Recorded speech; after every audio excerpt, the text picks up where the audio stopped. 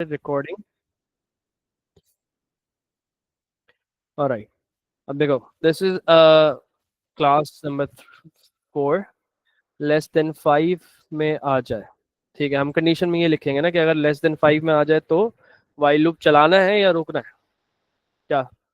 अच्छा, this is a class of while loops. इसके अंदर हम बात कर रहे थे वाइल लूप क्या होता है। तो वाइल लूप एक बेसिकली कैटेगरी ऑफ लूप है जो समझने के लिए आप इस तरह से बात करेंगे कि फॉर लूप और इफ स्टेटमेंट का मर्ज है। ठीक है, तो फॉर लूप इफ स्टेटमेंट का मर्ज है, क्या मतलब कि भाई ये रिपीट करेगा वो वाली प्रॉपर्टी इसने फॉर लूप से ले ली, और किस कोई कंडीशन पे रिपीट करेगा वो इफ स्टेटमेंट से इसने प्रॉपर्टी ले ली कि हमें एक कंडीशन लिखनी है, उस कंडीशन जब ट्रू रहेगी तब तक वो रिपीट करेगा, जैसे ही कंडीशन फॉल्स होगी it will stop repeating.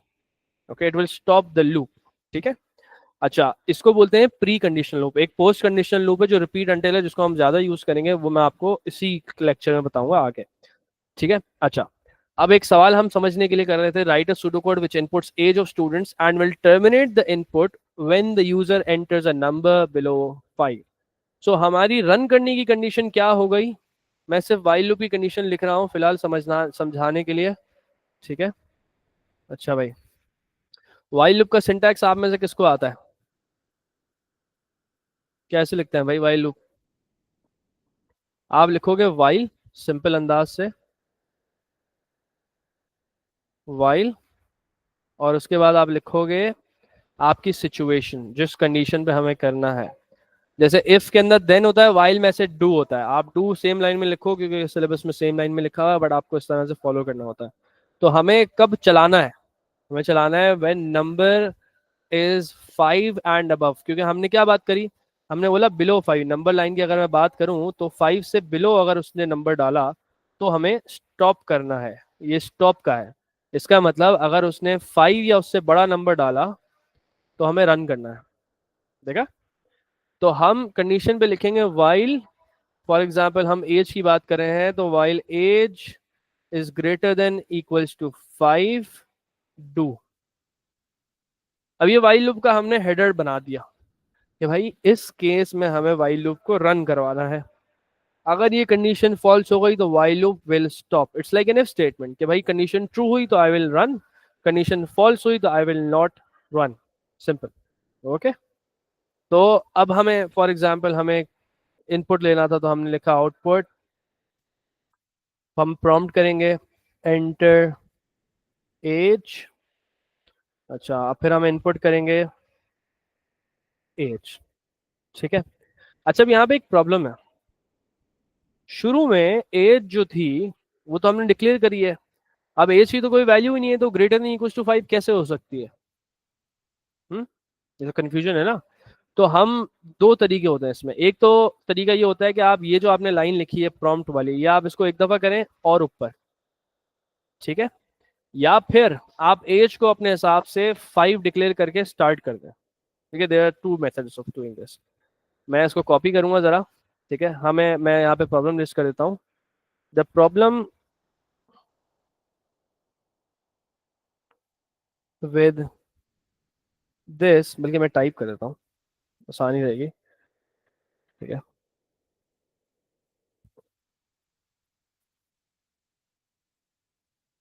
The problem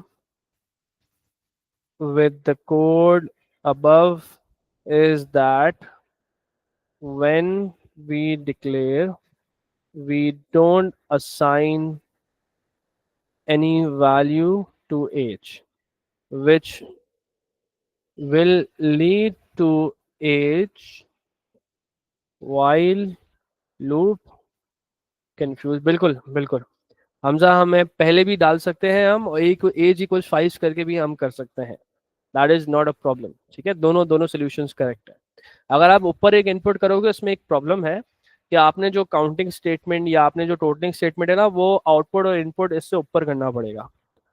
तो वहां पे आपको प्रॉब्लम आएगा कॉम्प्लेक्सिटी के अंदर। तो मैं बेहतर रिकमेंड ये करता हूँ कि बच्चा अपनी तरफ से एक अप्रोप्रिएट वैल्यू डाल दे जिससे वो वाइल लूप एक्सेप्ट हो जाए पहली बार, और फिर वो अपने फंक्शंस करता रहे। आसानी रहती है उसमें, सिंक रहता है फॉर लूप, रिपीट अंटिल और वाइल लूप का ना, ईजी होता है।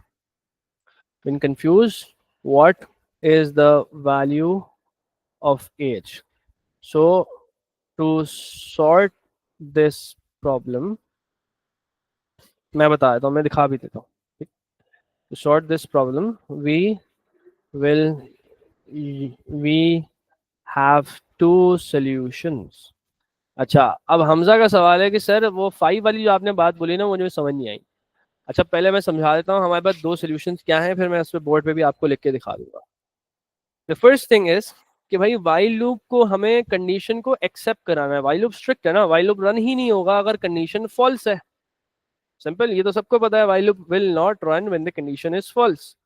सो how do we run the while loop? The thing is कि आपने एज की जो कंडीशन लिखी हुई है ना, उसको किसी भी तरीके से ट्रू करवाना है ताकि वाइल लूप की एक दफा साइकिल शुरू हो जाए, फिर इनपुट लेंगे, क्योंकि वाइल लूप का एक रिक्वायरमेंट है, जो आपने कंडीशन लिखी है ना, जो वेरिएबल्स आपने जो सिचुएशंस कंडीशन में लिखी हैं, वो हर साइकिल में चेंज होने चाहिए। जैसे हम एज को इनपुट कर रहे हैं तो एज की वैल्यू चेंज होती जा रही है। अगर आपने एज इक्वल्स 5 कर दिया और while age is greater than equals to 5 उसके अंदर आपने कोड लिख दिया और एज चेंज नहीं हो रहा, तो वाइल लूप इन्फिनिटली रन होता जाएगा, आपके लिए एरर बन जाएगा। ठीक है, तो उसको मैं आपको दिखाता हूँ, फिर मैं आपको समझाता हूँ कि हमें वाइल लूप में चेंज क्यों करना पड़ता है, फिर मैं आपको समझाता हूँ कि हम क्या तरीके से वाइल लूप को कर सकते हैं फिक्स। ठीक है, तो I am going to show you VS code of mine. ठीक है, अच्छा,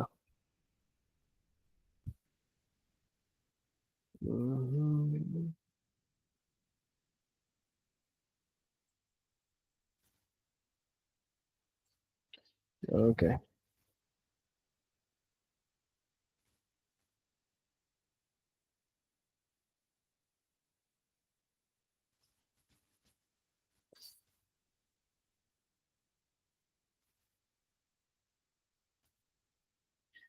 ऑलराइट। अच्छा, आप देखें यहाँ पर क्रैश कोर्स, और आज है हमारा 12 में। ठीक है, .py। अच्छा, अब मैं आपको दिखाता हूँ। इसमें हम लिखेंगे, फॉर एग्जाम्पल मैंने लिखा एज इक्वल्स 5। ठीक है, while age is greater than equals to, अच्छा ये थोड़ा छोटा छोटा नजर आ रहा है तो मैं इसको जूम करता हूँ आप लोगों के लिए। While age is greater than equals to 5 colon print age, for example मैंने लिखा। अब यहाँ पे देखें, एज की वैल्यू चेंज नहीं हो रही। इसका मतलब हर सिचुएशन में हर कंडीशन के अंदर एक ही आंसर होगा एज का। इसका मतलब वाइल लूप जब भी ऊपर जाएगा वो देखेगा हाँ एज तो 5 के बराबर है, नीचे जाएगा वापस ऊपर जाएगा एज तो 5 के बराबर है, एज तो 5 के बराबर है, and it will happen infinite times. Let me show you how.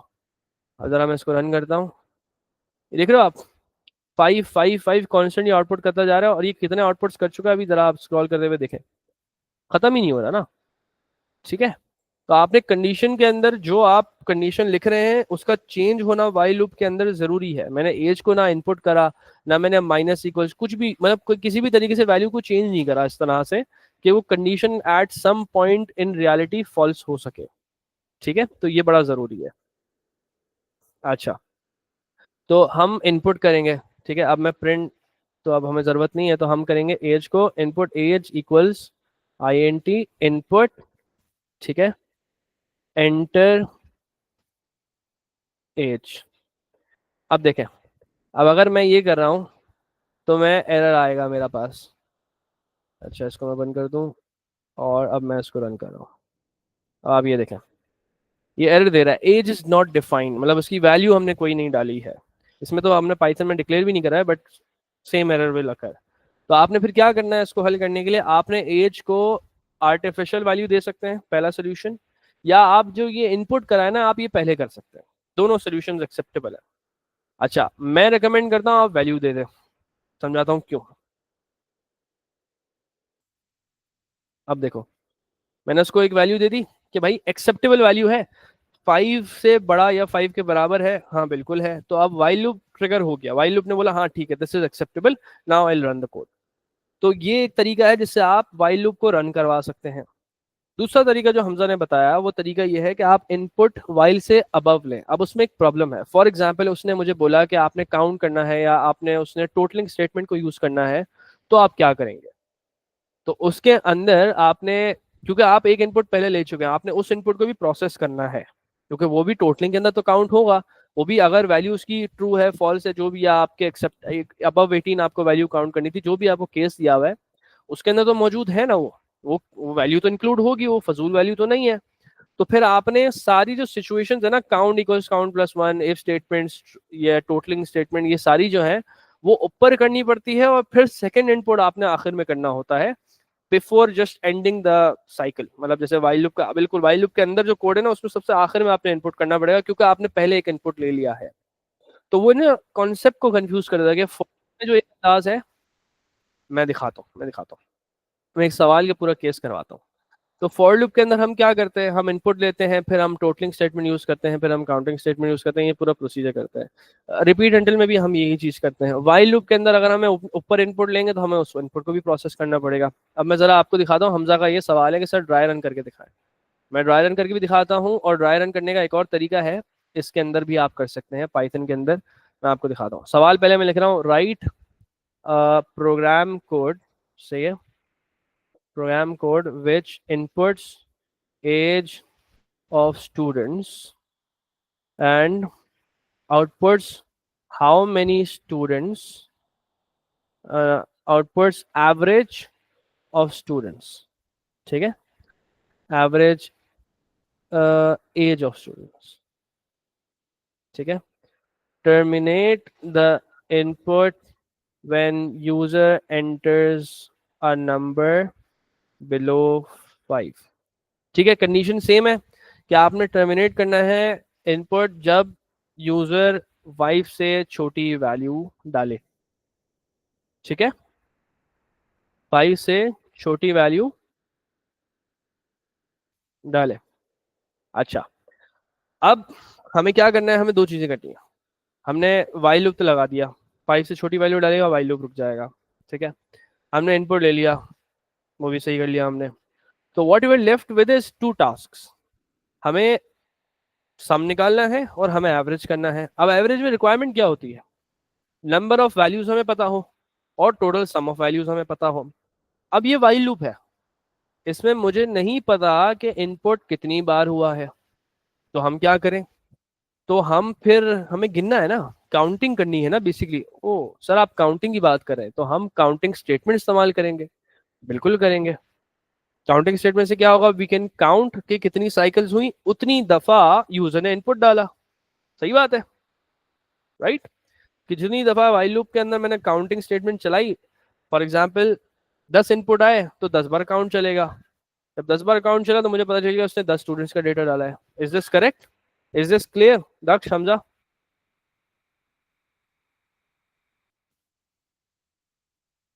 Okay, तो I use a counting statement. तो मैं क्या करूंगा, मैंने इनपुट लेने के बाद मैं करूंगा count equals count plus one. अब कोई मुझे बता सकता है मैंने यहाँ पे एक गलती करी है काउंटिंग स्टेटमेंट में, वो क्या है, कोई मुझे बताए।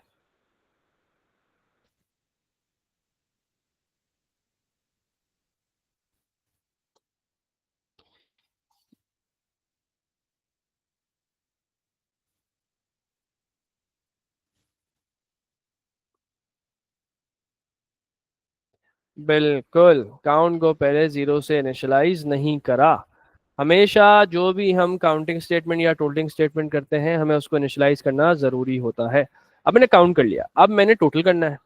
सही बात है, क्योंकि मुझे सम भी चाहिए, तो मैं टोटल को भी इनिशियलाइज कर लूंगा ऐसे ही जैसे मैंने काउंट को करा, और मैं टोटलिंग स्टेटमेंट भी लगाऊंगा। प्लस वैल्यू क्या है हमारी, एज। हमारी वैल्यू क्या है, एज। ओके, तो हम एज को सम कर रहे हैं। अब देखें इसमें क्या होगा, एक दफा लूप चलेगा, वो एक इनपुट लेगा, फिर वो काउंट में वन इंक्रीमेंट करेगा, फिर वो total equals total plus age करेगा, ठीक है। अच्छा, अब मैं सिर्फ ये वाला पार्ट ड्राई रन करके दिखाता हूँ कि हमारे साथ हो क्या रहा है। अच्छा, ड्राई रन करने का बड़ा खूबसूरत तरीका है, आप डिबगिंग मोड कहलाता है ये। मैं यहाँ पे जाऊँगा, मैं पाइथन डिबगर क्लिक करूँगा। अब ये देखें आप, यहाँ पर ये मुझे बता रहा है कि, ये देखें जरा, हाँ ये देखें, एज क्या है 5 है, काउंट क्या है 0 है, टोटल क्या है 0 है, ठीक है। अब मैं इसको स्टेप करूंगा, अब वो कंपेयर कर रहा है, तो देखो वाइल लूप की कंडीशन ट्रू थी ना, age was equals to 5, true थी कंडीशन, तो वो लूप चलना स्टार्ट हो गया। अच्छा अब देखें, age equals INT input age. अब मेरे पास मैसेज आएगा यहाँ पे एंटर एज, मैं डाल रहा हूँ फॉर एग्जाम्पल 15 डाला मैंने। अब वो काउंट को प्लस करेगा, काउंट की वैल्यू क्या हो गई 1 हो गई, देखा अपडेट हो रही है वैल्यू। अच्छा फिर टोटल क्या हुआ, टोटल हो गया 15, देख रहे हैं। अब दिखाता हूँ मैं आपको एक और चीज। अब एक और दफा आएगा, एक और दफा इनपुट लेगा, मैं अपनी एज डाल रहा हूँ 22। अब काउंट 2 हो जाना चाहिए, काउंट 2 हो गया, टोटल भी क्या हो गया 37। अब ये बात को समझिए, मैंने डाला था 22, 5 या उससे अबव है, सही है। तो अबव है तो वाइल लूप ट्रू हुआ, वाइल लूप ट्रू हुआ तो वो अगली साइकिल भी चलाएगा। आप समझ रहे हैं कि साइकिल चलता जा रहा है। अब मैं जानबूझ के एक डालूंगा गलत नंबर, मैं डालूंगा -1 फॉर एग्जाम्पल, ठीक है। -1 मैंने डाला तो काउंट क्या हो गया 3 हो गया, और टोटल में -1 ऐड करो तो क्या होगा 36 हो गया भाई। अब क्या वाइल लूप की कंडीशन ट्रू है, age is not greater than equals to 5, तो कंडीशन तो फॉल्स है, तो वाइल लूप रुक जाएगा और कोड हमारा यहीं पे खत्म। यहां तक समझ में आया सबको, यहाँ पे कोई मसला।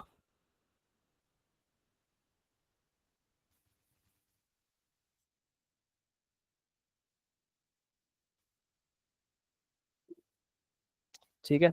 अच्छा अब हमजा का एक सवाल था कि सर हम ये चीज इनपुट को बाहर करके भी कर सकते हैं, आपने एज इक्वल्स टू 5 क्यों करा, तो मैं इसकी भी वजह देता हूँ आपको। अच्छा मैं स्टेटमेंट को है ना जरा नीचे मूव करा दूंगा, ठीक है, ताकि वो थोड़ा सूटेबल लगे, डिक्लेरेशन और सारी चीजें ऊपर होनी चाहिए। अब मैं इसको वापस रन करता हूँ। अब यहाँ पे जरा देखिएगा ना, मैं इसको डिबग करूंगा। अब कोड में मैंने सिर्फ क्या करा है, मैंने 5 की जगह मैंने इनपुट पहले लिया है, ठीक है। अच्छा अब एंटर एज मेरे से मांग रहा है वो पहले से ही, मैं एज डालूंगा फॉर एग्जाम्पल 15, सही है। अब मेरे से क्या करा, उसने कंडीशन पूछी, कंडीशन तो ट्रू है, तो हम आगे मूव मूव करेंगे, आगे बढ़ गए, बिल्कुल सही है। एज उसने वापस लिया। अब आप जरा देखें, उसने उस एज को ना टोटल में डाला, ना उसने उसका काउंट गिना अभी भी, क्योंकि एक इनपुट जो है वो तो अलग हुआ, बाहर हुआ ना, अलग से हुआ, तो मुझे लाइन नंबर 7 को लाइन नंबर 9 के बाद लिखना पड़ेगा, ताकि काउंट भी हो और टोटल भी हो जाए। समझ रहे हैं मेरी बात को, तो ये कंफ्यूजन रहता है, ठीक है। तो हमजा आप समझ में आया कि मैं क्यों रेकमेंड कर रहा था कि आप पहले इक्वल्स टू 5 करें, कि आपने कोड में मेजर चेंजेस करने पड़ते हैं जिसमें बच्चे कंफ्यूज हो जाते हैं। तो आपने कंडीशन ऐसी लिखनी है जो वाइल को शुरू में ट्रू कर दे। मैं एक और बात बता देता हूँ, 5 वाला तो समझ में आया ना कैसे काम कर रहा है,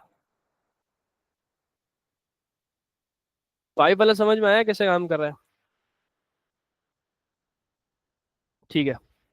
अब मैंने यहाँ पे करा एज का इनपुट पहले, मैंने 15 एज डाला, ठीक है। अब वो एज का इनपुट मेरे से वापस ले रहा है without inserting that value into total, without counting it's value, कि भाई एक इनपुट तो मैं ऑलरेडी ले चुका हूं ना, तो चलो मैं काउंट इक्वल्स 1 से स्टार्ट कर सकता हूँ, चलो ठीक है मैंने वो कर दिया, कि मैंने काउंट में तो इंक्लूड कर दिया, बट मैं टोटल नहीं कर पाया उसका, क्योंकि मैंने एक और एज ले लिया, तो पुराना एज तो रिप्लेस हो गया उससे, जो 15 वैल्यू थी वो तो रिप्लेस हो गई। मैं आपको दिखाता हूँ ये करके।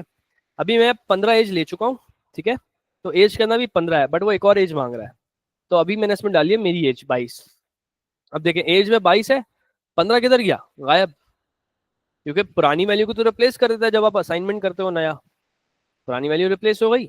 अच्छा अब काउंट होगा 1, हालांकि इनपुट हम 2 दफा ले चुके हैं, इधर आप बड़ा बात गौर से सुनिएगा, इनपुट हम 2 बार ले चुके हैं, काउंट हुआ है 1, अभी करके दिखाऊंगा मैं आपको काउंट 1, देखा काउंट हो गया 1। एज का इनपुट कितनी बार लिया इसने, 2 बार, तो सर हम काउंट इक्वल्स 1 से भी स्टार्ट कर सकते हैं, बिल्कुल कर सकते हैं, बट टोटल का मसला कैसे हल करोगे। तो उसने टोटल करा, टोटल में तो सिर्फ 22 ही गया, 15 तो गया ही नहीं, हालांकि हम 15 और 22 ले चुके हैं, तो 37 होना चाहिए हमारा आंसर, 37 तो नहीं है। तो सर आप एक काम करें ना, आप इनपुट को आखिर में लें सबसे। हाँ बिल्कुल हम ये कर सकते हैं। तो इसमें बच्चों के जहन में फिर कंफ्यूजन ये आएगा कि फॉर लूप में आप इनपुट पहले करते हो फिर ये सारी चीजें करते हो, अब वाइल लूप में आप पहले चीजें कर रहे हो फिर आप इनपुट ले रहे हो, और रिपीट हैंडल में भी आप क्या करते हो कि आप पहले सारी इनपुट लेते हो फिर आप चीजें एम्बेड करते हो ना उसमें। तो जब तीन तरह के लूप्स हैं, दो में एक तरीके से काम किया जा रहा है, एक में अलग तरीके से काम किया जा रहा है, तो बेहतर है कि बच्चे के लिए आसानी हो कि वो एक ऐसा मेथड यूज करे जो सब पे अप्लाई हो सके। कि आपने इनपुट फौरन लेना है, फिर आपने उस इनपुट के रिगार्डिंग सारे प्रोसेस करने हैं। ठीक है। अच्छा, अब इसको जरा देखते हैं थोड़ा और साइकिल चला के। वाइल लूप की कंडीशन ट्रू है, बिल्कुल ट्रू है। इसने एक और एज इनपुट लिया, मैंने डाला 33 साल का एक बंदा है, उसने हमारी क्लास ज्वाइन करी, काउंट हो गया 2, टोटल हो गया 55। अच्छा, अब मैं डाल रहा हूँ -1 ताकि हमारा वो खत्म हो। -1, काउंट उसने कर दिया 3 और उसने कर दिया टोटल 54 और वाइल लूप रुक गया। अब यहाँ पे कंफ्यूजन दूर हुई कि हम कैसे करेंगे। बिल्कुल, ओके, ठीक है। तो इस इनपुट के बजाय आप एज इक्वल्स 5 लिखो, आपके लिए आसानी है। ठीक है। अच्छा, once we have done that we are facing another issue. वो इशू ये है कि जब हम ऐसे लूप में टर्मिनेशन की बात करते हैं, जब हमें इनपुट को देखते हुए टर्मिनेट करना होता है लूप को, तो हमारा वो जो इनपुट है ना, वो हमारी वैल्यूज को इन्फेक्ट कर देता है। इन्फेक्ट कैसे करता है भाई? अब -1 था, मेरे पास 3 बच्चों की एज आई, 55 टोटल बना, -1 ऐड करा तो वो 54 हो गया, इनएक्यूरेट हो गया मेरा आंसर। अच्छा, अब -1 डाला तो काउंट भी +1 हो रहा है, भाई वो वैल्यू थोड़ना है, वो रोकने के लिए है लूप को। तो क्या करें सर? भाई एक तरीका है कि आप जब एवरेज निकाल लो तो आप टोटल में भी +1 कर दो और काउंट में -1 कर दो, एक ये तरीका है। एक और तरीका ये है कि आप इफ स्टेटमेंट लगा दो कि अगर बंदे ने 5 या उससे बिलो नंबर डाला तो आप ना काउंट करोगे ना आप टोटल करोगे। मेरे हिसाब से वो वाला तरीका आसान है, समझना आसान है उसको।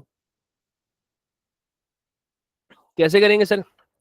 करेंगे ऐसे कि मैं लिखूंगा if age greater than equals to 5, तो आप ये दोनों काम करो, अगर नहीं है तो आपने कुछ नहीं करना। अच्छा भाई, सर प्लीज प्रॉब्लम रिपीट कर दें फिर से, -1 वाली। ठीक है हमजा, मैं आपको करके दिखाता हूँ। अब नॉर्मल है हमारा, सही है, जैसा हमने पहले कोड करा था वो हमने करा। मैंने इसको रन करा, सॉरी मैं डिबग करके दिखाता हूँ आपको। अब आप ज़रा डिबगिंग में देखिएगा। वो ये रहा है कि मैंने फॉर एग्जांपल वैल्यू डाली एज की 12, फिर मैंने वैल्यू डाली 18, मैं दिखाता हूँ आपको करके। काउंट +1 हुआ, टोटल के अंदर 12 आ गया, अब एज के अंदर आया 18। ठीक है, अभी तक हमारी कितनी वैल्यूज हुई हैं? 2। 18 में डाल रहा हूँ अभी। ठीक है, तो हमारी वैल्यूज हो गई 2, काउंट भी बढ़ गया, टोटल भी बढ़ गया। अब वो मेरे से एज ले रहा है, अब मैं लूप को रोकना चाह रहा हूँ, तो बोल रहा हूँ ये 2 का ही मुझे एवरेज चाहिए। तो आप -1 डालेंगे सर। ठीक है, मैंने -1 डाला, सॉरी -1 डलेगा इधर। अब -1 डालने के बाद मेरी वैल्यूज कितनी थी? 2। काउंट +1 हो रहा है, वो 3 वैल्यूज काउंट कर रहा है। 3 तो है नहीं हमारी वैल्यूज, हमारी काम की वैल्यूज तो 2 है। तो जब मैं एवरेज निकालूंगा, मैं काउंट को यूज करते हुए एवरेज निकालूंगा ना, कि भाई 3 बार लूप चला तो 3 वैल्यूज आई हमारी। तो ये तो प्रॉब्लम है कि हमारे लिए जो इंपॉर्टेंट एज की जो असल वैल्यूज थी वो तो 2 थी, तीसरा तो टर्मिनेटर नंबर है कि भाई वो रोकने के लिए एक बंदे ने डाल दिया, उसको क्यों काउंट कर रहे हैं हम? उसको हम टोटल में भी क्यों ऐड कर रहे हैं?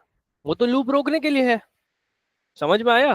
तो उसे हमें एक्सक्लूड करना है काउंट से भी और टोटल से भी। ठीक है, तो हमने काउंट को 3 होने से भी रोकना है और टोटल को 29 होने से भी रोकना है, कि टोटल में वो -1 कर रहा है, काउंट में वो +1 कर रहा है। अब अगर मैं 4 डाल देता वो टोटल में 4 वैल्यू ऐड कर देता और काउंट में भी ऐड करवाता, 4 तो इनवैलिड वैल्यू, वो तो लूप रोकने के लिए है। समझ में आया दक्ष? तुम्हें समझ में आया?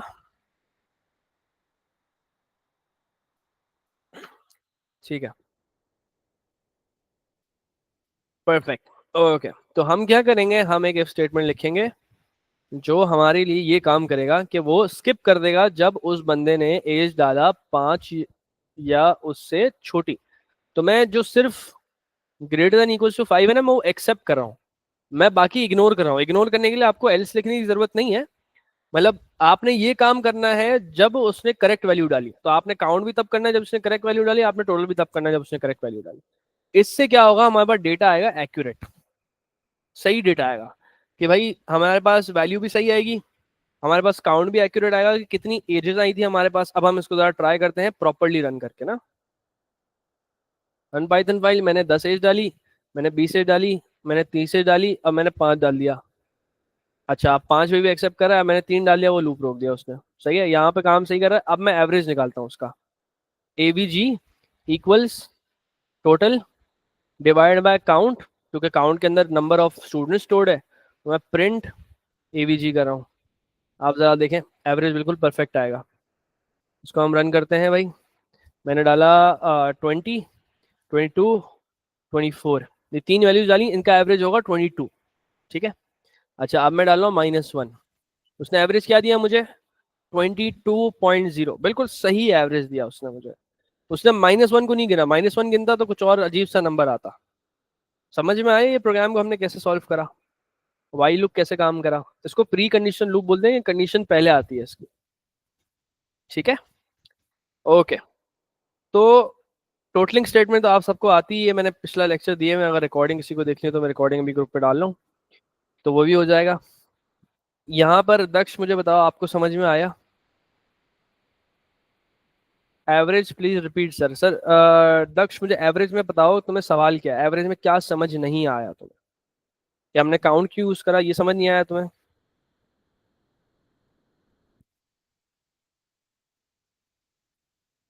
तो देखे दक्ष, काउंट का काम था कितनी बार लूप चला है उसको गिनना। अब हमने काउंट में एक लिमिटिंग फैक्टर ये लगाया है कि अगर उसने गलत वैल्यू डाली है लूप रोकने के लिए, तो हमने उसको काउंट में शुमार नहीं करना, हमें काउंट करना है कितनी एज आई है हमारे पास। एक दफा इनपुट लिया उसने, हमने एज डाली 15, काउंट हो गया 1। हमने एज डाली 18, काउंट हो गया 2। हमने एज डाली, अभी तक कितनी एज डाली हमने? 15 और 18 डाली, काउंट क्या चल रहा है? 2। वो हमें बता रहा है ना कितनी एज आई है। अब मैंने डाला 22, काउंट हो गया 3। अब मैंने डाला 30, काउंट हो गया 4। अब मैंने डाला 5, काउंट हो गया 5। अब मैंने डाला -1, काउंट नहीं बढ़ेगा क्योंकि मैंने एफ स्टेटमेंट लगाई भी है, काउंट नहीं बढ़ाना। सही है, तो उसने रोक दिया कि भाई अब आपने -1 डाला है तो नहीं, अब नहीं चलेगा, अब काउंट एक्सेप्ट नहीं करेगा उसको, ना टोटल में आएगा वो। तो हमने उसको सम कर दिया टोटल में, टोटल तो आपको समझ में आ गया। अब काउंट हमें बता रहा है कि कितनी वैलिड एज आई थी हमारे पास। 15, 18, 22, 30। सही है, फिर 5, ये हमारे पास वैल्यूज आई थी, ये वैलिड थी। -1 तो लूप रोकने के लिए थी, उसको उसने एक्सक्लूड कर दिया। तो ये 5 वैल्यूज हमें काउंट बता रहे हैं ना कि हमारे पास आई, तो हमें एवरेज निकालने के लिए क्या करना चाहिए होता है? Sum of the values divide by number of values, यही करना होता है हमें।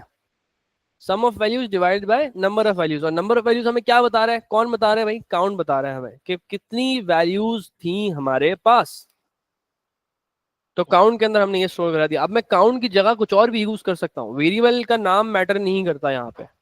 I can use number of students या नंबर ऑफ डेटा, वो भी चलेगा। इट डजेंट मैटर, काउंट सिर्फ समझाने के लिए मैंने यूज करा ताकि हम टोटलिंग और काउंटिंग स्टेटमेंट से फेमिलियर हो जाए। ठीक है, variable name does not matter. अच्छा दक्ष, अभी भी समझ नहीं आया तो आई कैन रिपीट।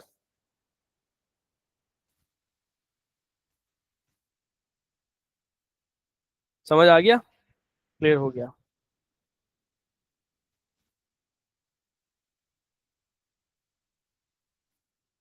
ओके,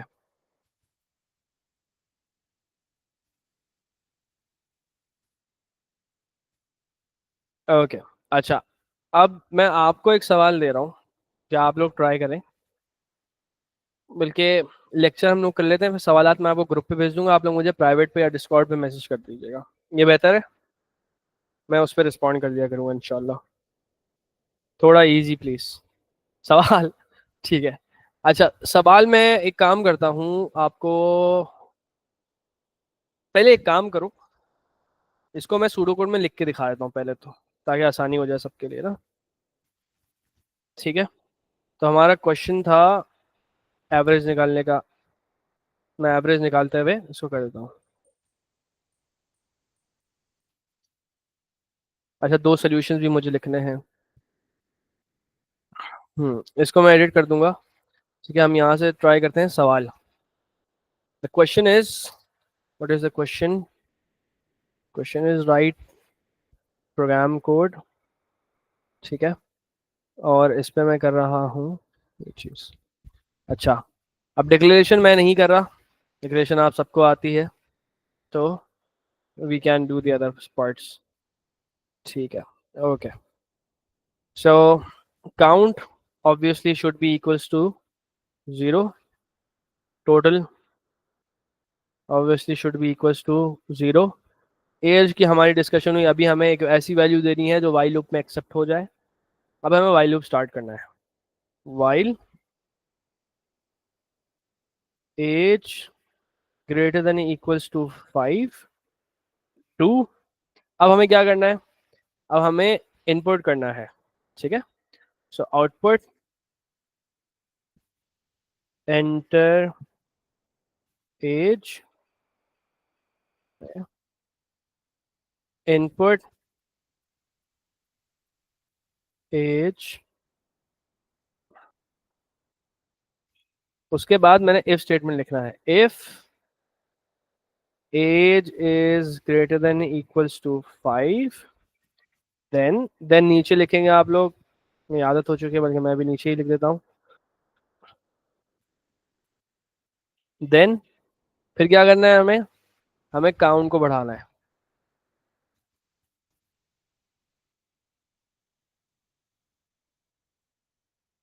और मैंने टोटल में डालना है एज को।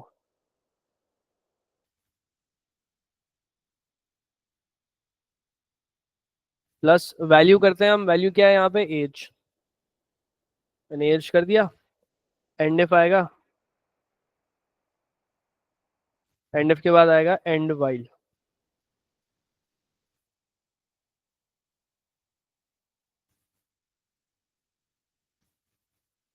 एंड वाइल के बाद what I will do is average calculation, ठीक है।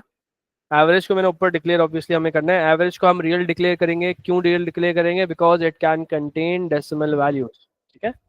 एवरेज को हम रियल डिक्लेयर करेंगे because it can contain decimal values, ठीक है। अच्छा, ठीक है।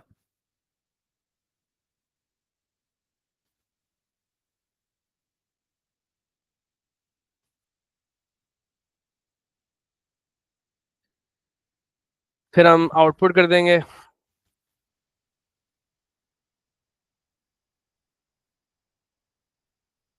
And this is how our pseudo code is completed.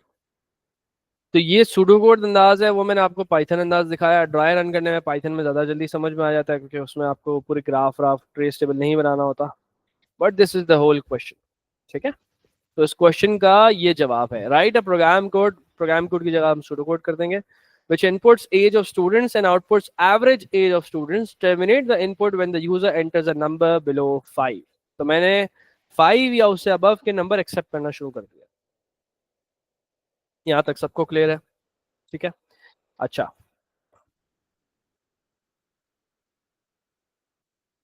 बिल्कुल कर सकते हैं पाइथन में। अगर तुम्हारा पाइथन में हाथ सेट है तो मुझे मुझे मुझे तुम्हारी लॉजिक जाननी है, ठीक है। सूडो कोड में तुम लोग जानते हो किस तरह से करना है, बस दक्ष तुम्हारा सूडो कोड थोड़ा वीक है सिंटैक्स वाइज, तो उसको ख्याल रखना, ठीक है। यहाँ तक समझ में आया। अच्छा, अब एक सवाल मैं दे रहा हूँ। सवाल ये है कि आपने एक कोड लिखना है जो बच्चों के चलो अच्छी बात है।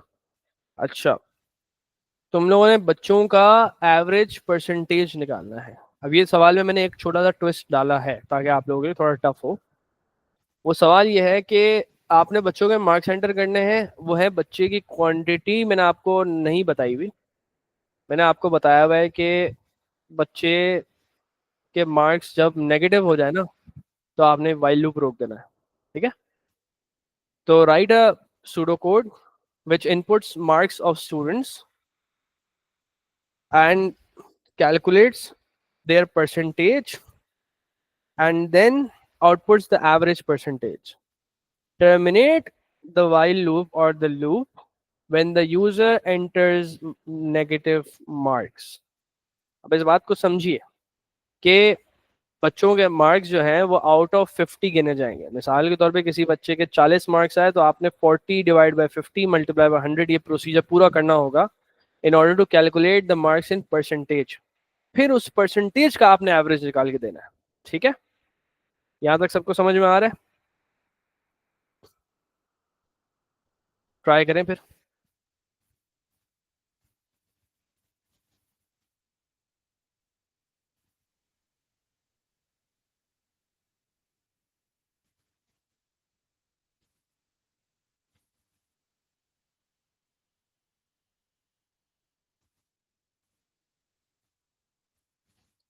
डिक्लेयर कर लो तो बेहतर है, क्योंकि रियल वगैरह का भी।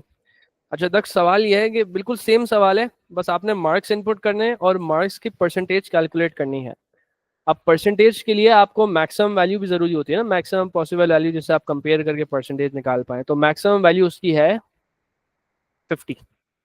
कि 50 मार्क्स का पेपर है, उसमें से बच्चे आपके मार्क्स बताए जा रहे हैं अपने, और अगर बच्चे ने नेगेटिव मार्क्स डाल दिए तो उसका मतलब लो आपने रोकना है। ठीक है।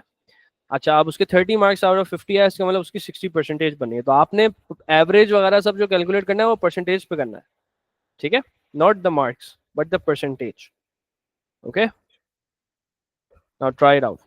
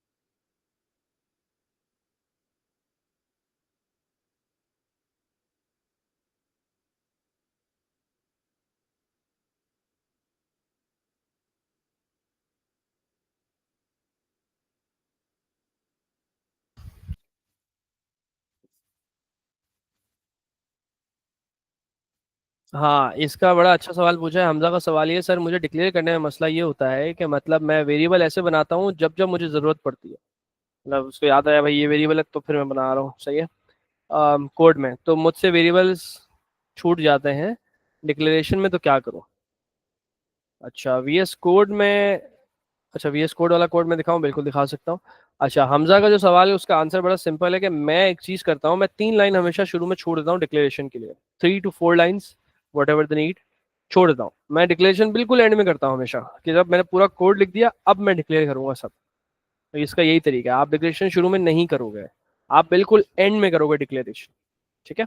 अच्छा, एक लाइन बच जाए कोई मसला नहीं भाई, एक लाइन खाली छोड़ने में कोई कोई कोड में आपको कोई कुछ नहीं काटेगा।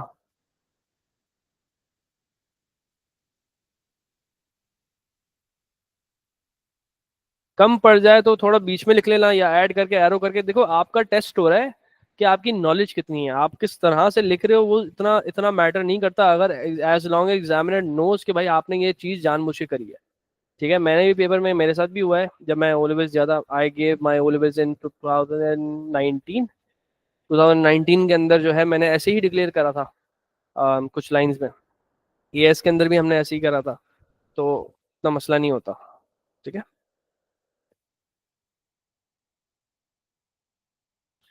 क्वेश्चन टाइप कर दें फॉर बेटर अंडरस्टैंडिंग। ठीक है, मैं तो क्वेश्चन भी टाइप कर देता हूँ।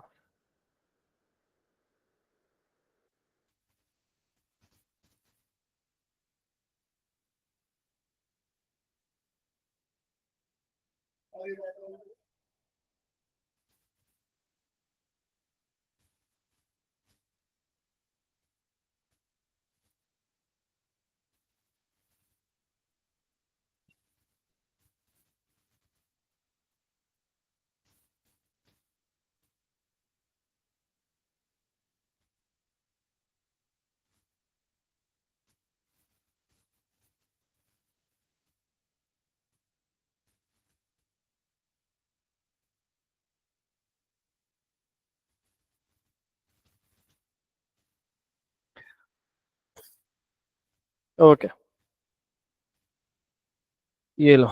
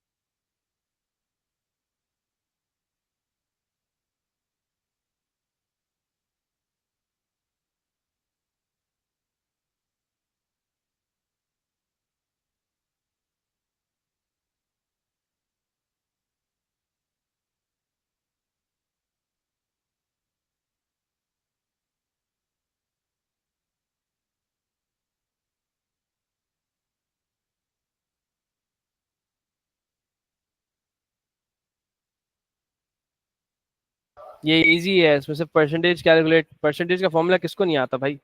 परसेंटेज के ऊपर आपने एवरेज निकालने, मैंने इतना बता दिया, जैसे आप मार्क्स पे एवरेज निकालते हो ऐसे परसेंटेज पे आपने एवरेज निकाला है, simple, it's not that difficult.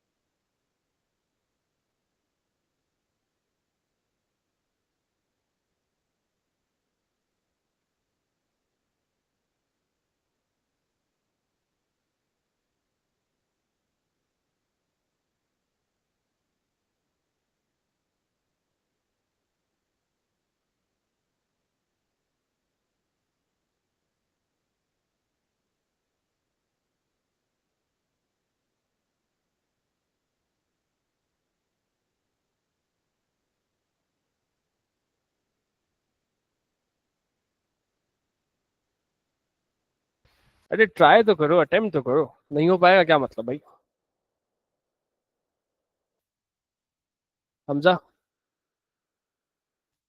कहाँ तक पहुंचा।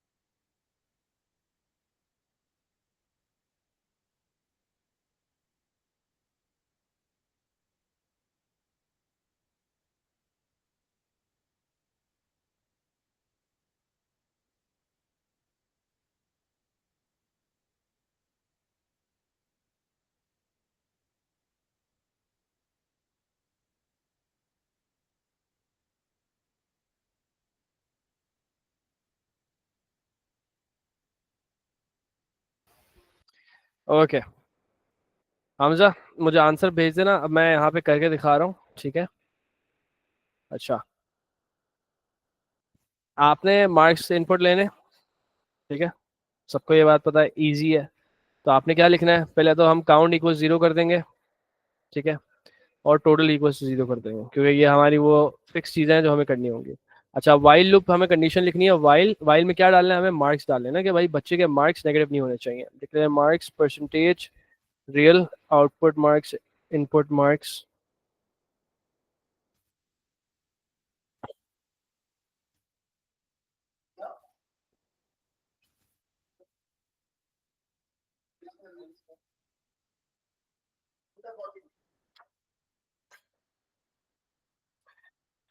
इसमें आखिरी जो लाइन है ना, percentage equals total divide bye count multiply by 50, वो जो थोड़ी सी है ना कंफ्यूजिंग है, सही है, उसको मुझे सोचना पड़ेगा।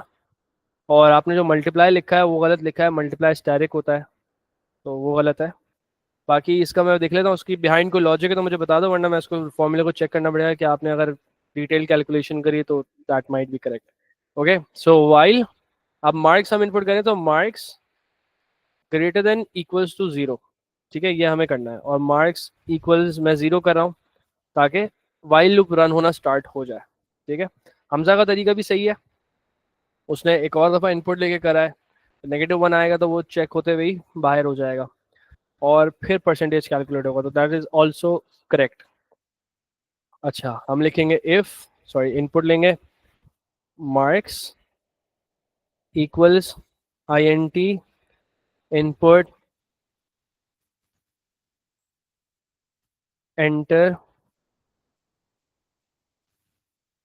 marks। ठीक है, अच्छा तुमने परसेंटेज जो है ना, वैसे थोड़ा उसको देखना पड़ेगा तुम्हें।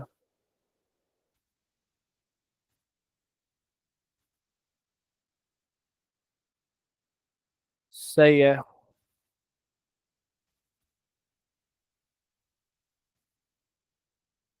हाँ काइंड ऑफ लॉजिक सही है, ठीक है, हाँ सही है।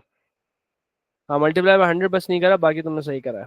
ठीक है, मैं यहीं पे परसेंटेज कैलकुलेट करूंगा, मार्क्स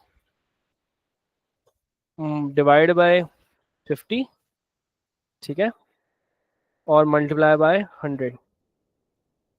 अच्छा, अब मैंने इफ स्टेटमेंट करना है, if marks is greater than equals to 0, तब मैंने एक्सेप्ट करना है, तब मैंने सारा काउंट काउंट प्लस 1 करना है, और फिर मैंने total equals total plus marks करना है। ठीक है, और हमने, अच्छा मार्क्स नहीं करना, सॉरी, यहाँ पे परसेंटेज होगा। ठीक है, अच्छा after the while loop ends, जो भी सिचुएशन होगी उसके अंदर मैं क्या करूँगा, मैं एवरेज लिखूंगा, average equals total divide bye count. ठीक है, मैंने परसेंटेज कैलकुलेट करके सारी परसेंटेज ऐड करता रहा, फिर उन परसेंटेज का एवरेज दूंगा, तो हमजा का आंसर और मेरा आंसर दोनों का सेम आएगा। ठीक है, यहाँ तक किसी को कोई मसला, यहाँ तक कोई कंफ्यूजन? तो मैंने सिर्फ एक चीज को ऐड करा, लाइन नंबर 23 को, क्या आपने परसेंटेज कैलकुलेट करते हुए उसी के ऊपर सारी चीजें करनी है। और मैंने इफ स्टेटमेंट के अंदर भी मार्क्स इसीलिए यूज करा कि मार्क्स हमें ये बात बताने कि उसने नेगेटिव नंबर तो नहीं डाला, परसेंटेज हमारी नेगेटिव हो सकती है, तो उसको भी रोक दिया जाएगा वहीं के वहीं। ठीक है,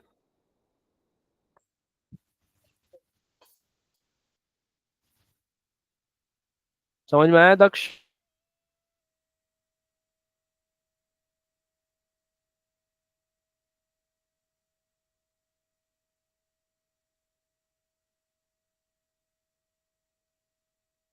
ओके, तो वाइल लूप यहाँ पे आप लोगों का क्लियर हो चुका है। सिचुएशंस वाइल लूप के अंदर मल्टीपल हो सकती हैं, जैसे फॉर एग्जांपल अगर मुझे एक, मैं आपको लास्ट केस करा के फिर मैं यहाँ पे क्लास एंड कर दूंगा।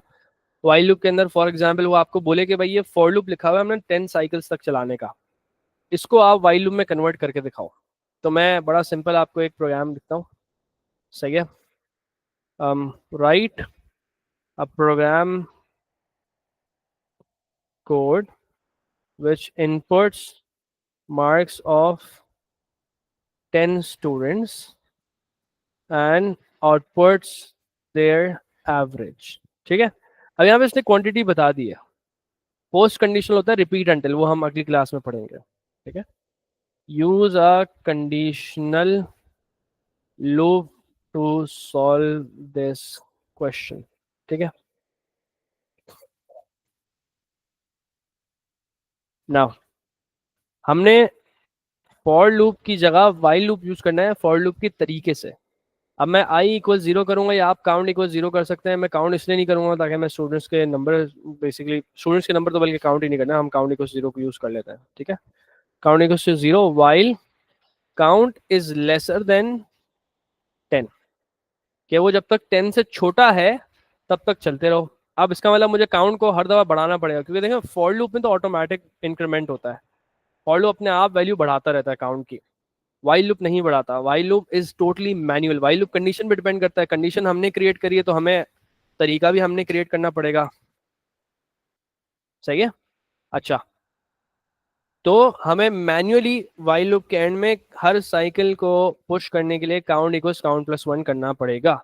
ओके, अब मैं लूंगा इनपुट, फॉर एग्जांपल मैं मार्क्स ले रहा हूं, तो marks equals marks I N T input enter marks. अब मुझे टोटल भी करना है तो मैं total equals total plus marks करूंगा। ठीक है, अब मुझे काउंट इक्वल्स जीरो करना था, टोटल इक्वल्स जीरो भी कर दिया मैंने, और यहाँ पर हमारा ये सॉल्व हो गया। अच्छा, ये तब चलेगा जब तक 10 टाइम्स चलेगा ये, क्योंकि काउंट 1 होगा पहली साइकिल में, फिर दूसरी साइकिल में 2 होगा, तीसरी साइकिल में, इस तरह से जैसे ही वो 10 पहुंच जाएगा ना, इसका मतलब भाई वाइल की 10वीं साइकिल हो चुकी है। सेट है? तो फिर वाइल लूप रुक जाएगा। ओके। अच्छा, अब हम करेंगे average calculate, AVG equals total divide by 10। हमें काउंट डिवाइड करने की जरूरत नहीं, हमें पता है ऑलरेडी 10 स्टूडेंट्स हैं। अब मैं कर दूंगा प्रिंट एवीजी। अब यही कोड फॉर लूप में हम करते हैं, हम लिखते हैं भाई फॉर आई इन रेंज 10, और उसके बाद हम जो है मार्क्स वाली लाइन और टोटल वाली लाइन सेम रखते हैं, बस हमें काउंट को यूज करने की जरूरत नहीं पड़ती, बाकी पूरा कोड सेम होता। यहाँ तक समझ में आया? यहाँ तक सबको क्लियर है कि आपने फॉर लूप वाली चीज वाइल लूप में कैसे कर सकते हैं? आप वाइल लूप वाला काम फॉर में नहीं कर सकते, बट फॉर वाला काम आप वाइल में जरूर कर सकते हैं, क्योंकि while is totally compatible, while is totally in your control. आपने जो कंडीशन लिखनी है, आपने जो सिचुएशन लिखनी है, वो आपके हिसाब से चलेगा।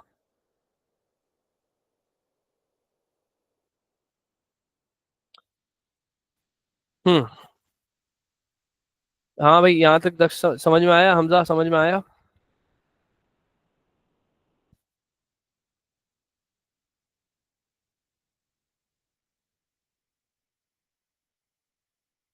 ओके। ठीक है, मैं इस क्लास को यहाँ तक रखता हूँ। आप लोग वाइल लूप्स को प्रैक्टिस करते रहें, फॉर लूप्स को प्रैक्टिस करते रहें, इफ स्टेटमेंट्स को प्रैक्टिस करते रहें। ये बेसिक्स हैं, इनके बगैर कोई भी सवाल नहीं हो पाएगा। ठीक है। हाँ, पूछो पूछो हमजा।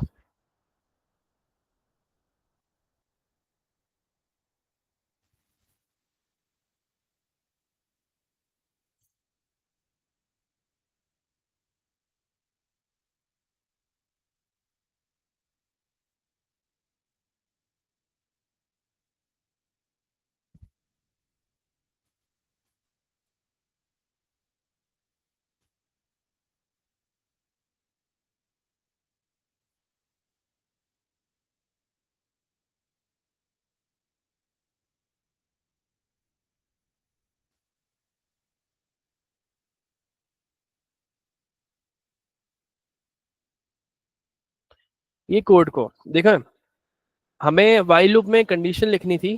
जो कंडीशन हमें ये बता रही थी, हमें बेसिकली फॉर लूप वाला काम वाइल में करना था, कि हमें 10 दफा 10 साइकिल्स बेसिकली हमें रन करनी थी। फिक्स नंबर ऑफ साइकिल्स है ना, 10 नंबर ऑफ साइकिल्स फिक्स्ड है कि भाई 10 बार ही लूप चलना है। अब ये चीज हम फॉर लूप में अमूमन करते हैं कि फॉर आई इन रेंज हमने 10 लिख दिया, या फिर हम फॉर काउंट इक्वल 0 to 10 हमने सूडो कोड में इस तरह से लिख दिया। वो इजी है कि आपने 10 साइकिल्स करनी थी, आपने 10 दफा आराम से बता दिया भाई 0 से स्टार्ट करो, 9 पे खत्म हो जाओ। या आप पाइथन में करें तो आप डायरेक्टली 10 लिख दें, वो भी चल जाएगा। अब वाइल लूप में क्योंकि काउंट कंट्रोल होता है फॉर लूप, उसके अंदर एक tracking already naturally built in है कि भाई काउंट हर दफा वो खुद ही इंक्रीमेंट करता रहेगा। जो वेरिएबल आप डालोगे, आई डाल लो तो आई को इंक्रीमेंट करेगा, काउंट डालो काउंट को इंक्रीमेंट करेगा, कोई भी वेरिएबल डालो उसको इंक्रीमेंट करेगा। हर साइकिल के बाद एक नंबर उसका बढ़ता जाएगा, ताकि वो ट्रैक कर सके कितनी साइकिल्स हुई हैं। वाइल लूप में ऐसा कोई सिस्टम ही नहीं है, while loop is purely based on condition. तो हमें इस तरह से वाइल लूप को डिजाइन करना था कि वो भी ट्रैक करे कितनी साइकिल्स हुई हैं। आप देखें, इस जो लाइन नंबर 38 पे काउंट है, उसको मैंने कहीं इस तरह से नहीं लिखा हुआ कि वो अपना किसी इफ स्टेटमेंट के अंदर है या कोई एक्सेप्शन है, नहीं, इस तरह से नहीं लिखा हुआ। मैंने डायरेक्टली लिखा हुआ है कि जब भी वाइल लूप रन होगा 3 लाइंस रन होंगी। उसमें मार्क्स वाली लाइन रन होगी, उसमें टोटल वाली लाइन रन होगी, उसमें काउंट वाली लाइन रन होगी, तीनों लाइंस रन होगी। तो उसका मतलब अगर वाइल लूप 3 दफा चला तो उसका मतलब काउंट में 3 नंबर्स ऐड हो गए, 1 2 3। मतलब 3 दफा होगा ना, पहली बार 1 ऐड हुआ तो 1 हो गया, दूसरी बार 1 ऐड हुआ तो 2 हो गया, तीसरी बार 1 ऐड हुआ तो 3 हो गया। मतलब 3 दफा ये लाइन नंबर 38 रन हुई है, इसका मतलब 3 दफा लूप चला है। तो मैंने ट्रैकिंग का एक सिस्टम बनाया। मैंने बोला मैं काउंट ना वाले वेरिएबल के अंदर ट्रैक कर रहा हूँ कितनी बार वाइल लूप चला। जब जब वाइल लूप चलेगा काउंट के अंदर 1 ऐड किया जाएगा। मैंने इस तरह से एक पूरा ट्रैकिंग सिस्टम डिजाइन करा। और मैंने फिर वाइल लूप में कंडीशन लिखी कि भाई काउंट जब 10 हो जाए तो रोक दो। सही है। हाँ, अब मैं कंटिन्यू कर देता हूँ ताकि रिकॉर्डिंग में भी आ जाए। तो काउंट जब 10 हो जाए तब आपने रोकना है, क्योंकि लेसर देन 10 आपने एक्सेप्ट करना है। 10 हो जाए तो आपने आप स्टेटमेंट फॉल्स हो गई तो वाइल लूप रुक जाएगा। इसका मतलब काउंट चलेगा 10 बार, और वाइल लूप भी चलेगा 10 बार, और काउंट हमें ट्रैक करके बता रहे कि वाइल लूप कितनी बार चला। फिर वो जब नीचे आया लाइन नंबर 40 पे, तो हमने बोला कि भाई टोटल तो हमारे पास आ गया मार्क्स वगैरह का। हमने डिवाइड बाय 10 करा बिकॉज हमारे पास स्टूडेंट्स 10 थे, और हमने प्रिंट कर दिया। अच्छा हमजा, आप सेकंड क्वेश्चन पूछो।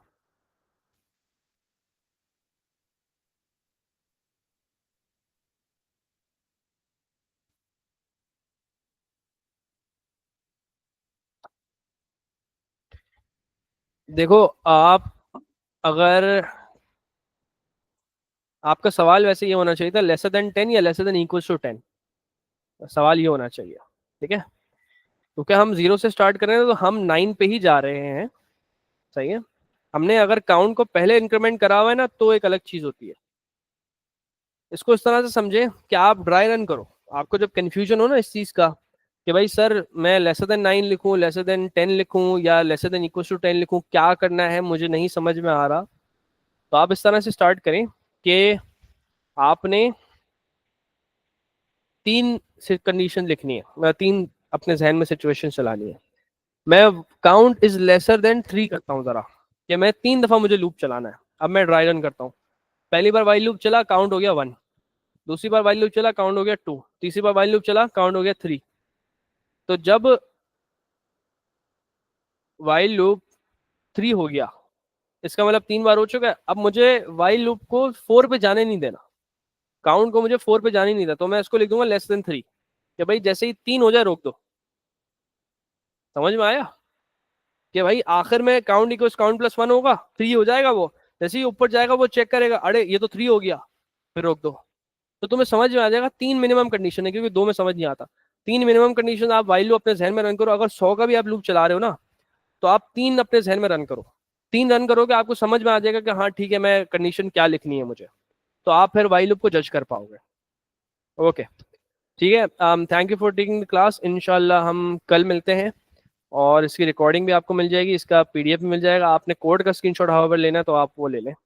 ठीक है, एंड थैंक यू गाइस।